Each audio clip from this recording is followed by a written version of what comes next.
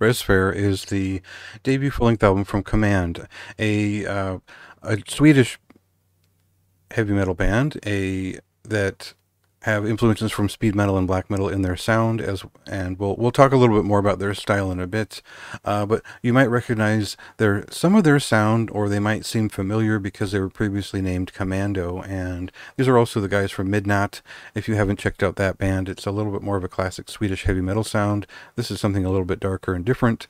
Their first demo and their first EP, as Commando, were more of a Show No Mercy style speed heavy metal sort of thing. It was a darker, shouting and sort of echoing heavy metal record, or pair of records that were well worth being celebrated for their very straightforward and blunt sound and sort of atmosphere at the time.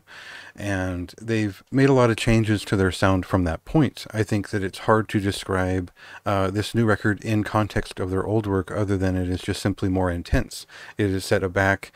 It feels quite classic. And I think that, well, we'll get to why that is after we listen to a clip.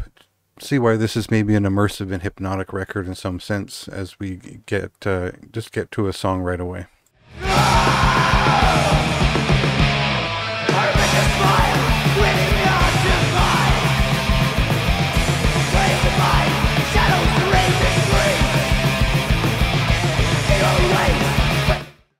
So the thing to note here is that this band, they're fairly young folks, but the production here goes a long way.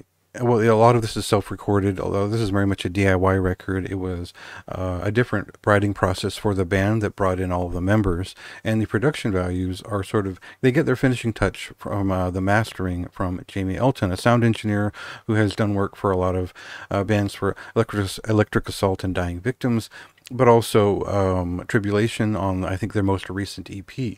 So what we're getting is something that is conscious of classic black heavy metal. It's something that's got a little bit of a dream-like quality to it. And we have folks who've worked with musicians that are involved with like Morbus Chron and things in the past. And I mention all that because it does kind of apply to the atmosphere and the movement of this record in terms of its syncopated drum beats and the movement of the riffs from point to point. There is a sort of dance to all of this record that is beyond the boundaries of heavy speed metal, which has a little bit more to do with the hypnotic qualities of early black metal in some sense, but this is not a punk record.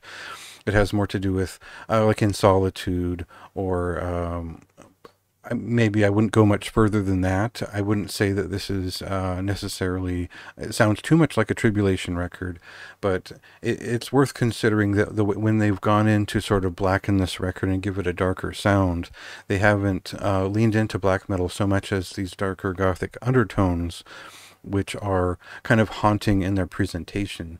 So it feels arcane, dark, and mysterious. The vocals are echoing and expressive, and we get about 32 minutes or so of several heavy metal songs that follow a certain path through this theme.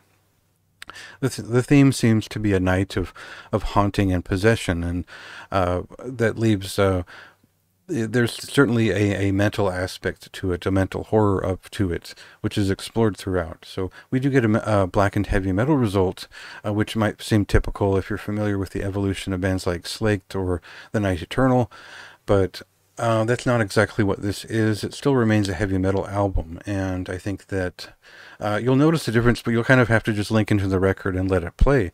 It took me just a few minutes to get into this record. I think that it creates enough of a tunnel vision to where it's a nice fit for my taste. It is a dark heavy metal record, and you know, I hate to be so vague and all over the place in describing it, but it really is the kind of thing where you just want to check it out. And it is one of my favorite early records of the January stable here at the beginning of 2024, because it created that tunnel and I followed it time after time, and it really held up pretty well. Now, my thoughts might improve or devolve over time. It just depends how the record lasts in my hands. But overall, I was very impressed. I had a very strong connection with this record. I felt very immersed with it. And when I went and picked through the details, it was pretty seamless what they've created here. So I was just very impressed. I think it's a fine debut. It introduces what they're capable of. And it's a very expressive and intense record if you really, drop into it. So definitely worth checking out once it releases, and that'll be on the 26th at the end of the month. So mark that one on your calendar, and go ahead and check out some of the songs on the site and read my review when you have time.